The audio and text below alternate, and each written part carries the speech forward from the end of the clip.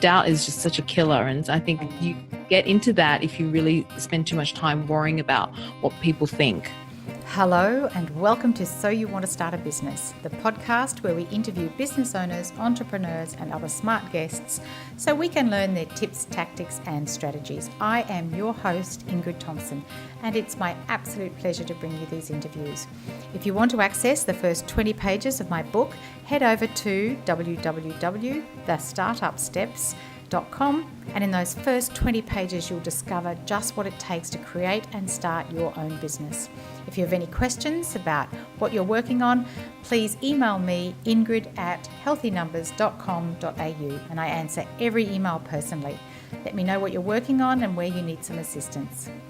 Each and every guest has their own unique perspective on business, and today is no exception. That voice you heard was Nicole Baldinu, talking about what happens when we focus too much on what others think and allow doubt to creep in, and just how damaging doubt is, especially when we're trying to get started in business. Nicole has a terrific story to share. Are you ready? Let's go. Hello and good morning. Here we are talking to Nicole Baldinu. Good morning, Nicole. Hi, Ingrid. Morning. How are you? Great. And we're both here in Sydney, which is quite nice. Sometimes we're talking to people in other time zones, so it's quite nice that we've got a sunny Sydney morning. So, Nicole, let's just kick off. What business are you in? What is your business, please? So we have two businesses. One is the $100 MBA, which is an online business training and community, as well as a podcast. And then we also have a webinar platform, a SaaS product called WebinarNinja. So we've got two businesses. And kind of a bit quite different in some ways, aren't they? Yeah. They actually provide completely different. I mean, they're obviously both technically based, but they provide different services, don't they? Yes. So when did you start each of these businesses? So I haven't been an entrepreneur for very long, actually. I used to be a teacher, an English teacher and language teacher in my former life. But I left in 2011, and then in 2012, I kind of started my entrepreneurial journey via film school. So I was starting to do video freelancing work in New York at the time. And then I hooked up with Omar, who's my husband and co-founder. And in 2013, we launched the $100 MBA, which at the time was just a video training and community. Before the podcast in 2014 is when we launched the $100 MBA show podcast. And in April of 2014, we also launched WebinarNinja at the same time. And that's now been through. Yeah. It's not that long ago, is it? It's not, but it feels like a lifetime. I think. Indeed. Why did you start the businesses? Like, what was the reasons for getting into these businesses? It's funny because honestly, as a former teacher, I never ever thought this would ever be my path or my journey. So I left teaching. I left teaching after over a decade in the classroom, really, and I was looking for something just more creative in life, and I never thought that entrepreneurship would solve that, but it really has. But particularly to your question, like why did we start those two businesses, was really to solve pain points. With WebinarNinja, we wanted to solve the pain point of doing webinars.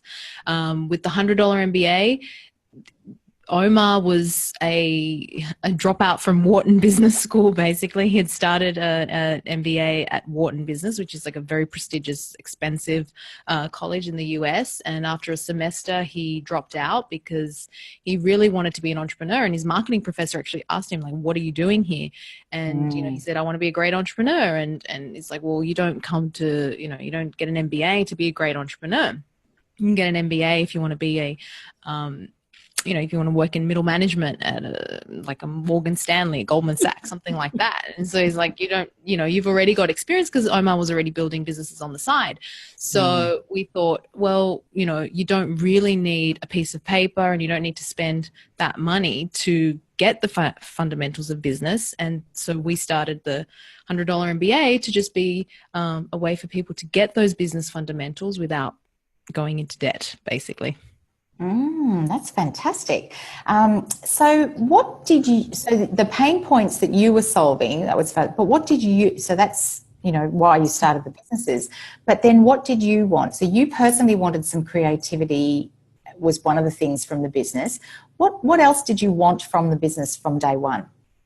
I think as a teacher, you might think you have a lot of freedom. A lot of people say, oh, teaching is great. You've got all those holidays over the year. You're master of your own domain. Once you close the door to the classroom, no one knows what's going on in there. You can do whatever you want. But I actually feel like while that's true, while there can be a lot of flexibility, I actually felt it's extremely constricting. The fact that you have a timetable that you must stick to, for me felt very restrictive, and, a curriculum that you had to adhere to, which was the great thing about setting up our own curriculum with $100 MBA. We could determine what we felt was actually important to teach people when it comes to business.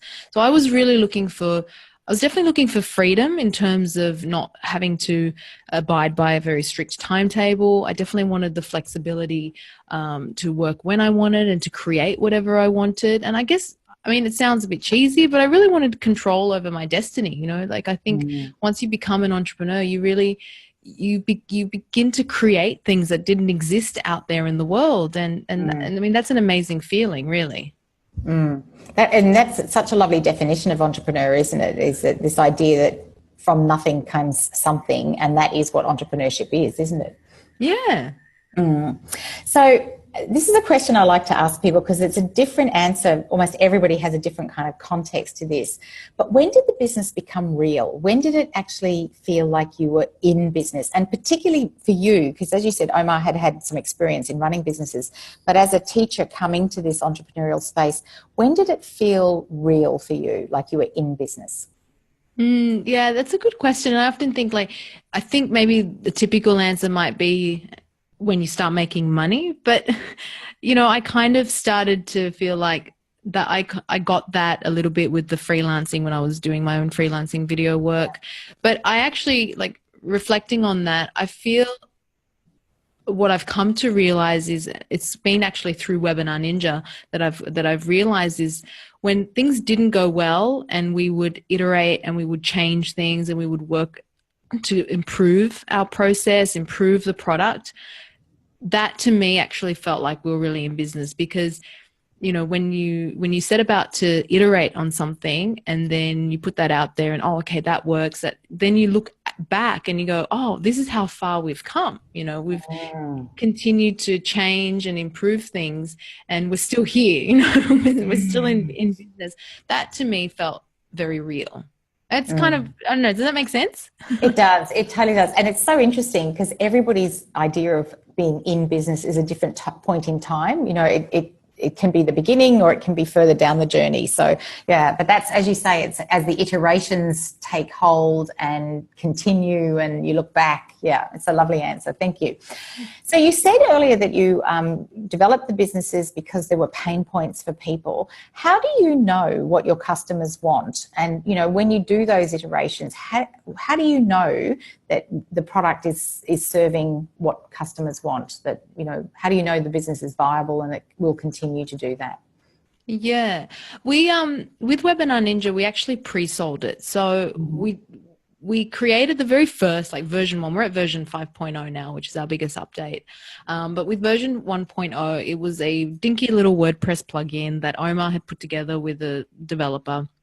And he was actually using that for his own webinars. So we were doing webinars for our community, the $100 MBA members. And when we were using our little plugin for our webinars, people said, oh, what are you using for this webinar? And I said, oh, I'm just something I slapped together. And it's like, well, can I buy it? And we're like, oh, okay. So that was a really clear indication that there was something that we had there that people wanted, but we still weren't really sure. So we actually just decided to, before investing any of our own money into this, or setting about investing the time to work on it, we just pre-sold it. We set up a landing page, gave some details about it. Would you be interested? And we did this twice, and in both times it sold out in 24 hours. The first one was 150 members, and then the second one was 200. So we knew we were onto something. And then, over the course of the years where we've done customer surveys, we've gotten feedback from our members, we just continue to improve and to change it. And we know, we know that people are very passionate about the software, and so that it's something that they really, really want, because they're either very extremes, like I love it, or I don't like it because it doesn't do this, that, and the other. So that it's definitely something that people need, and so we work really hard to figure out what is it that will make this the perfect solution for our audience. We're not going to be for everybody, but for the audience that we cater to. Yeah, that's great. So my next question was about funding the business. So pre-selling is a big part of, not actually developing something that nobody actually wants. How do you fund expansion, or is it always pre-sold? Is that one of your major ways of funding? We've probably done things very differently in some ways. We've been bootstrapped since day one. So I'm not going to lie, it's not an easy road. So yeah, pre-selling that can fund that next stage, but it will only go so far. So we've actually grown slowly, we've grown organically, we've tried to really stay as lean as possible, and this means not hiring until we absolutely are stretched to the limit that we can't handle. We were answering our own customer service tickets, at the very beginning, and until we hired our first hire, and now we've got 6 agents. So staying lean, bootstrapping it, is how, and just having that long-term path of growing slowly, growing organically. That's how we've done it to this point. Whether that's going to continue, that could change. But right now, we're not interested in outside investment or funding, because we really believe we want to retain control over our product. Yeah. So there's pros and cons to both. There is, and even borrowing money or putting things on credit card, the interest that it's, like the cost of getting finance is great, whether it's having somebody else involved in your business or whether it's actually having to pay a financial institution those interest rates. Those are payments that you don't need if you are able to be lean and to provide the service yourself. Yeah, we're really against debt. Like it's just one of our kind of mantras and values, and what we kind of preach is, debt is horrible, and so if you can avoid it at all costs, that's what we really believe in. Yeah. There's so many examples of people, 2, 3, 4, 5 years worth of total bootstrapping to keep control for themselves and not get themselves into that sort of level of debt. How do you find new customers? So you said you've grown organically. How do you know who they are and where they are? So the $100 MBA show, even though Webinar Ninja as a product, as a software company, has outgrown in the show in revenue. I mean, we do monetize the podcast. The actual podcast, though, is our biggest lead gen. We're actually still more well-known when Omar attends conferences, or, when he's contacted for interviews, he's really known for the show. So that is a big way that people find out. And we don't market the software. We don't sell the software on the show, but we definitely, because it's a podcast giving business lessons, there'll be anecdotal inserts there that come from our personal experience, from the lessons that we've learned in building Webinar Ninja. So definitely through the show, we get customers that way. We're very big on content marketing, so a lot of free content, a lot of free courses. We have a 7-day course on running a webinar.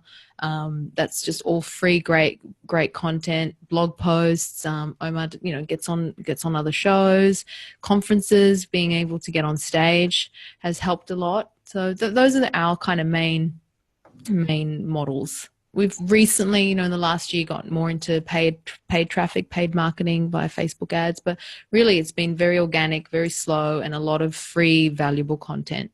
And so when you talk about bootstrapping, that doesn't cost dollars. I mean, it costs your time to create that. It costs time to be at conferences and to do the podcast, but there's not actual dollars coming out of your bank account for those sorts of things. So it's only when you actually get to paid advertising that starts to actually cost you dollars, doesn't it? Yeah, yeah. And it's just been like I've seen Omar really grow as a podcaster. I mean, we've published over 900 episodes, and if I listen to day one, I've been producing the show since day one, and day one to episode 900 is radically different. He's been able to really refine his communication. You would know as a podcaster yourself how much you're able to refine your communication skills, which is everything in business, being able to be clear about your message, and he's been able to work on that. So it is really worth the time to do that.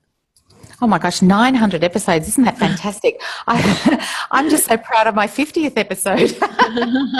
Oh dear. I think this will probably be 52 or 53. So thanks, Nicole, for that. That's very encouraging to think that I could be at 900. But, as a facilitator and trainer, I've always asked good questions. And, I've listened to how people ask questions. So, for 20 years, I've been listening to how people interview and how people facilitate so that I can be a better facilitator and interviewer. So I totally understand how over 900 episodes Omar probably is the king of podcasts. Wow. Oh dear. So let's talk about numbers and money, because that's one of my favorite things. And it's also something that people really struggle with. So our audience are people thinking about getting ready to start a business. And, how much do you charge? How do you decide a pricing strategy? So how did you decide a pricing strategy for your business? I guess I took more guidance there from Omar. One way is obviously to look at the competition and to see, where you can price yourself according to other people who are offering a similar service. With Webinar Ninja, we really look at the ROI, like the value of being able to run a webinar. Like most of our audience, most of our members are authors, speakers, coaches. They've got they run workshops. They'll sell a course. So the fact that they can run a webinar and then make a sale is huge. They can make that money immediately back just from running one webinar. So we've looked at more like the value of the service and what you get as by putting in that investment. But yeah, I mean, it's I guess it's not really kind of my expertise there. I don't know. That's okay. Yep, that's and looking at competition, but really looking at the value. I think, as you say, what is the value of what you're providing and what are people prepared to pay? So that, like if people are paying it, then clearly it's a pricing strategy that's working. Yeah, and definitely not like one thing that I've really learned over the years, and as cheaper is not better. You never pricing yourself just to outbeat the competition. That's definitely something that you don't want to do, because there's always going to be someone that comes out. It's amazing how many people think, well, I'm just going to sell it cheaper, and then everyone's going to, because then it's what's interesting is when you do price yourself really low, it's the caliber of the audience, and then you're dealing with a very different caliber of people. So it's also what you kind of want to deal with as well as a business owner. And I've heard somebody say that sometimes with this whole like webinars and online programs, there's this race to the bottom, who can be, what are the cheapest ones around? And as you say, who do you attract then when you have that?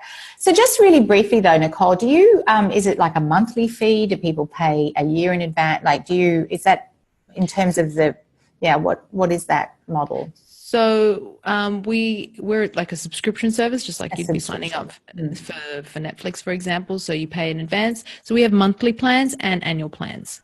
Okay. So our lowest plan starts at $49, for example, and it depends on your number of attendees. So it's, a very reasonable investment, as I said, given how much you'll get back if you actually start doing webinars. Oh, that's terrific. Thank you. So early days, I know you're only a few years into the business. Is there an exit strategy? You don't have to tell us what it is, but have you given thought to an exit strategy?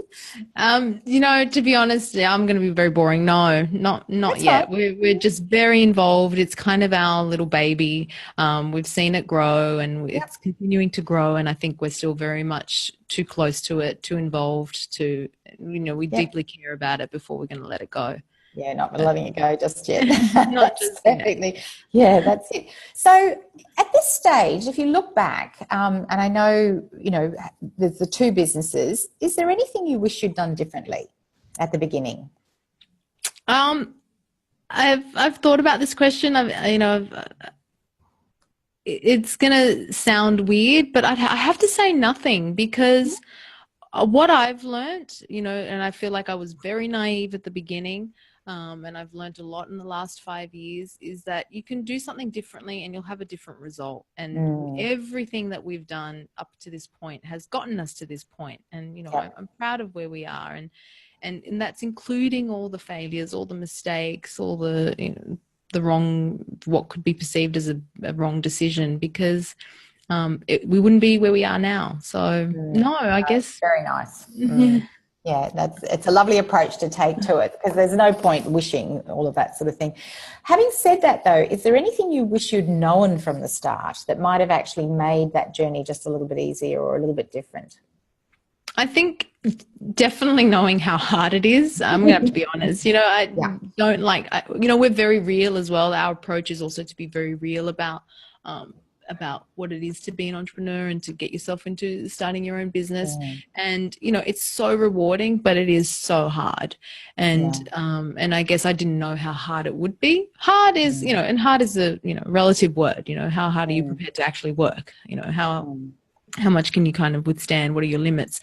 But I think at some point also, I think I really wish I had that, it's going to sound wrong. It's going to sound a bit strange, but not caring what other people think so much. I really think if you can let go of that, then I think you can, take challenges on a bit more easily, and you can just really move forward with your vision without being hindered by any doubt. Like, doubt is just such a killer. And I think you get into that if you really spend too much time worrying about what people think. That's so insightful. I've never heard anyone put it quite like that.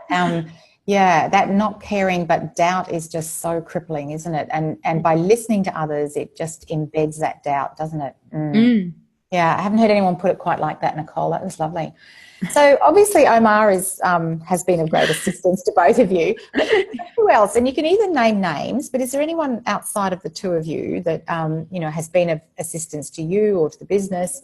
And that could either be a role they've played or it can be an actual person, if you wouldn't mind.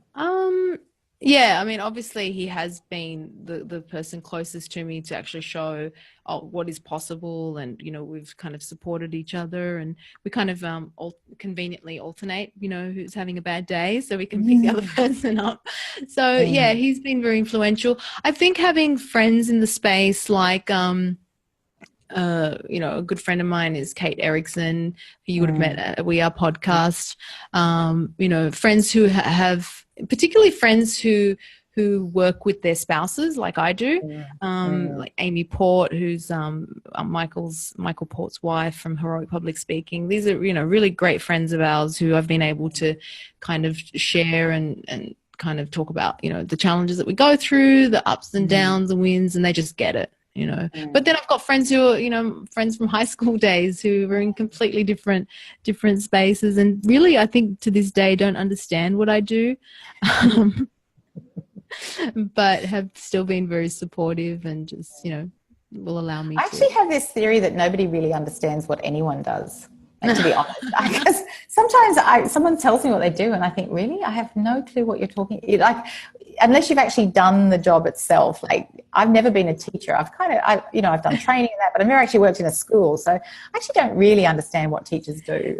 It goes back to that question that you asked before, like what you wish you'd known from the start. You just reminded me that one of the things that is that people are just, it might sound wrong, it might sound bad, but really people are just very much concerned about their own world, their own life. And that's not to say that you're not helpful and that you don't care about other people. That's absolutely not what I'm saying.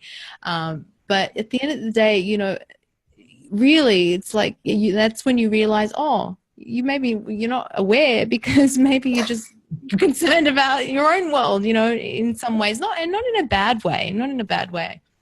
It probably came Indeed. out wrong. But you know what I mean? That whole idea of looking out for number one, Yeah. sometimes. We just get these little blinkers, don't we?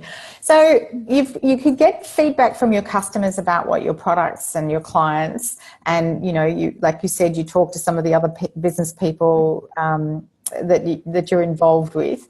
But who gives you really useful feedback? And I think you've probably covered it, but is there anybody we haven't talked about?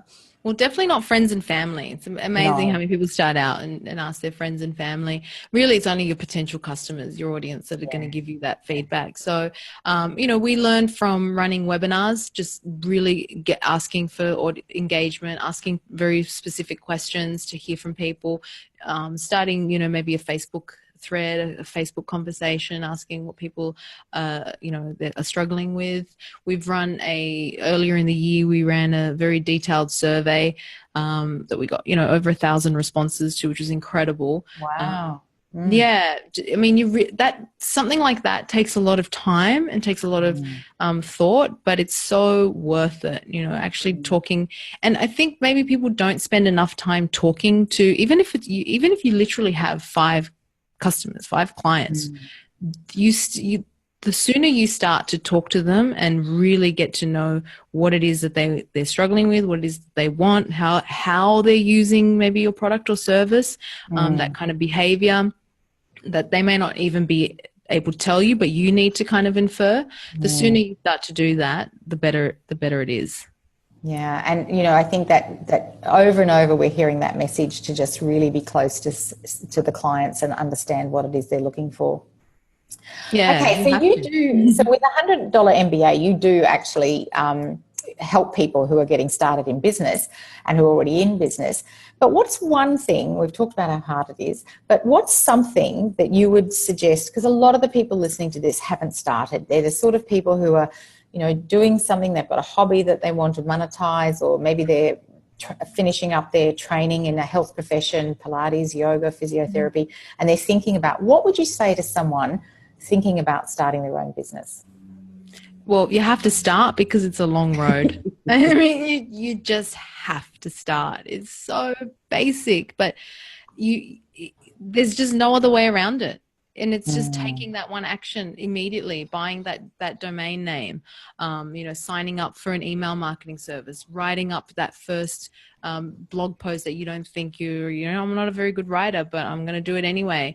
Jumping on and running a Q&A webinar, jumping on a Facebook Live and just putting yourself out there. But, realizing that it is a long road, I think that can't get drilled in enough. Yeah, and just to get started. Yeah, that's terrific. Thank you. 3 characteristics that you think that you have that makes you successful in your business, Nicole? I'm not afraid of change. I think I've always been like that. And even as a teacher, I started teaching here in Sydney, but really quickly moved to Japan, and then later to Dubai, and then to the US.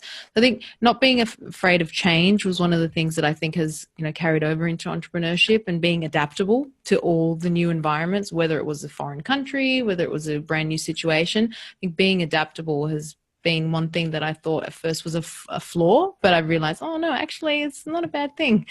And I think I'm generally a positive person. I generally have a positive outlook on life. Like, things are going to be okay, without being, blissfully ignorant or silly about it. But I do like to always think that thinking positive is the best way to, even when things are really, really rough. I think I always have that. Yeah, because there's something in that, isn't there? There's a diamond in there somewhere. Yeah. So those are your characteristics. What do you think are essential for someone, that budding startup or that person thinking about getting started? Is it the same as what you have, or is there other things as well? I think we talked about it before in terms of communication. Really being an excellent communicator and refining your communication skills, whether it's through writing, podcasting, videos, whatever it is. The better you can communicate your message, the better you can talk to your audience really, really clearly, the more advantage you'll have. Well, and the more they'll understand what the offer is, won't they? Because, sometimes it's unclear what someone, it's not confusing. Oh, Nicole, I think you and I could talk all day about business. But is there anything else that you would like to add, or that I haven't asked you that you think is important, or that you've observed that you'd just like to add before we finish up? I think having just the perseverance, again, it comes to that long road, and I haven't read the book, but Omar just finished it. It was one of my favorite episodes on the $100 MBA show. It was he did a must read of Steve Jobs' biography by Walter Isaacson. I don't know if you've read it. I have.